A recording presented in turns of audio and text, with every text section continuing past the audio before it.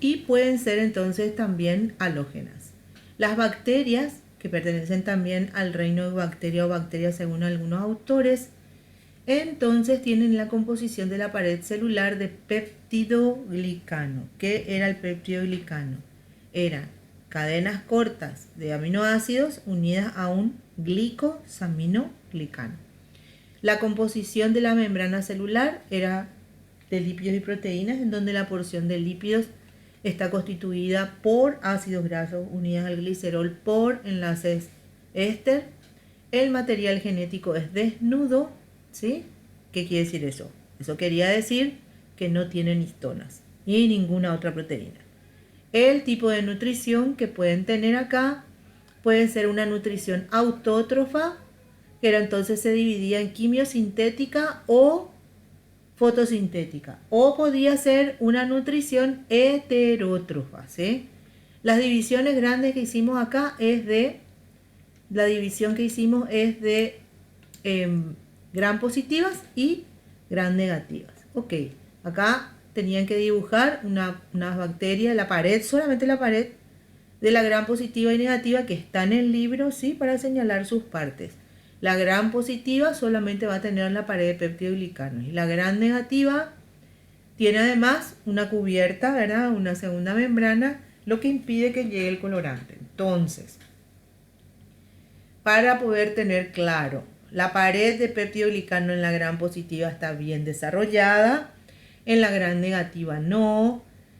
Esta gram positiva obviamente no tiene cubierta externa, esta negativa sí tiene.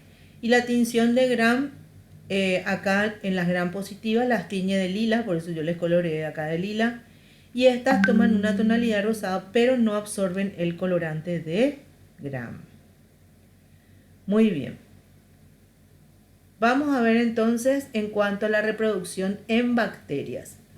La reproducción en bacterias, entonces vamos a ver acá que hay tres tipos de reproducción en bacterias.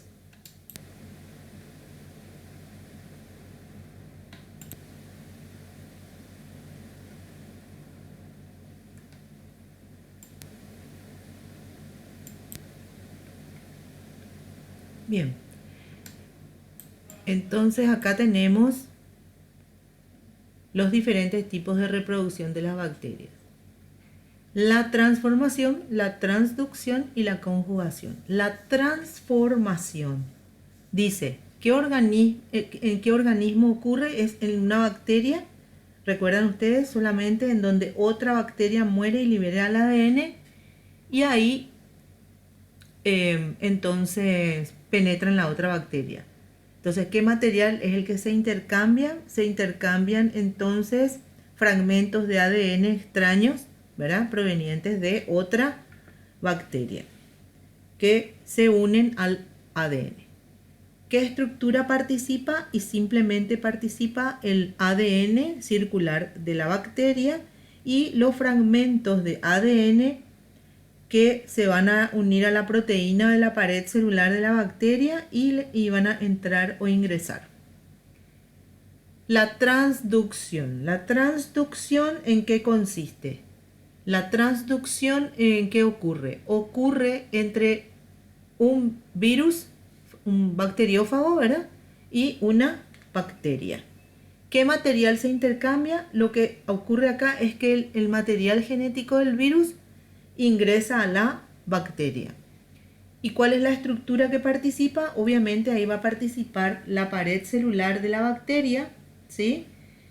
Y obviamente la fijación del virus. La conjugación, ¿qué organismos participan o en qué organismo ocurre? Entre dos bacterias, ¿sí? ¿Qué material es lo que se intercambia? El material que se intercambia es el plásmido.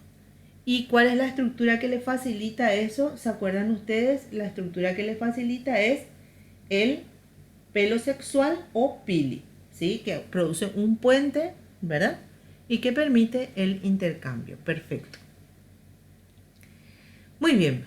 Entonces acá, teniendo en cuenta el cuadro que ustedes tienen al final, en el mismo capítulo, Entonces ahí vamos a hablar en la clasificación de las bacterias. Vamos a ver entonces en cuanto a las proteobacterias. ¿Qué características generales hablamos de las proteobacterias? En primer lugar, ¿qué son? ¿Gram positivas o gram negativas? Son gram negativas, ¿sí? Y son muchas bacterias dentro de este grupo, ¿sí? Están diferentes tipos como la alfa, la beta y la gamma, ¿sí? Que generalmente tienen ARN ribosómicos y vamos a tener divididos entonces, como dije, en varios grupos. ¿Qué patologías pueden estar relacionadas? Y ustedes tenían que buscar ahí algunas de las patologías que se deban justamente a estas gram negativas, ¿sí? Y entre esas puede ser el tifus, ¿sí? Pueden ser algunas enfermedades como por ejemplo la de las riquecias, ¿sí? Pueden ser también algunas otras como la fiebre de las montañas rocosas que están dentro de las proteobacterias. También hay otros grupos como la Neisseria que causa la gonorrea, ¿sí? La Escherichia coli que normalmente puede estar relacionada con el cólera, la salmonela, ¿sí? Que produce generalmente una intoxicación, Vibrio cólera, ¿sí? Que produce el cólera, las pseudomonas, que también están dentro de estos grupos, ¿sí? Y están también algunas proteobacterias que no producen cierto tipo de enfermedades, y una que está muy relacionada con la úlcera gástrica y también con el cáncer de estómago, que es la Helicobacter pylori. Entre las cianobacterias, recuerden que las características generales de estas cianobacterias es que tienen clorofila, pero acuérdense que es clorofila, pero no cloroplasto, ¿sí? Y son estas las que pueden producir fotosíntesis. Entonces tienen una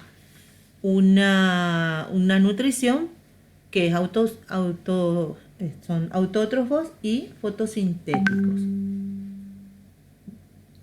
Dentro de este grupo se encuentran algunas que pueden producir toxinas. Recuerdan el lago de Ipacaraí que se llenó de estas cianobacterias.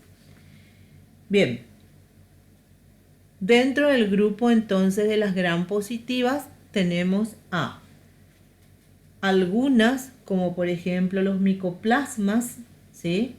Que son bacterias muy pequeñitas y que este grupo es una excepción porque no tiene pared celular. Eso podemos decir entre las características generales, ¿sí? Normalmente viven en el suelo y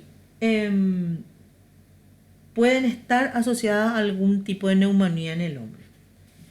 Viene ahora las clamidias. En este caso las clamidias no tienen peptidoglicano en su pared celular. Son generalmente pueden producir algunas enfermedades relacionadas como algún tipo de ceguera, ¿sí? Y generalmente son de transmisión sexual. El otro grupo son las espiroquetas, que son bacterias en forma de espiral, de ahí su nombre, ¿sí?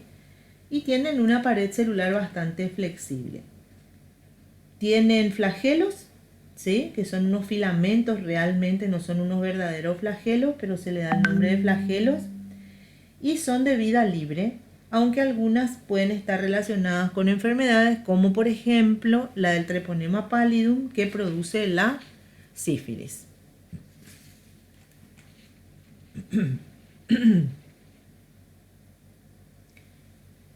Muy bien, entonces ahí ya vimos los ejemplos y las enfermedades que causaron, ¿sí? Esto cómo puede salir en el examen, gente. Y va a salir, estos cuadros son súper útiles para hacer temas de examen. Por ejemplo, el Treponema pallidum está clasificado dentro del grupo D, que a su vez tiene la división D, ¿sí? Es una bacteria que se caracteriza porque no tiene pared celular y es una excepción al resto de las bacterias, ¿sí?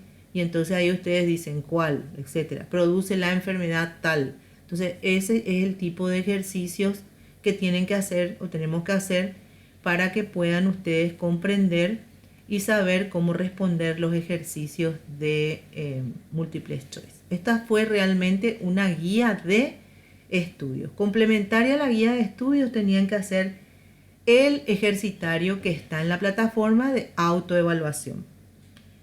Y luego tienen el ejercitario para responder que está de la unidad 1, que habla de la unidad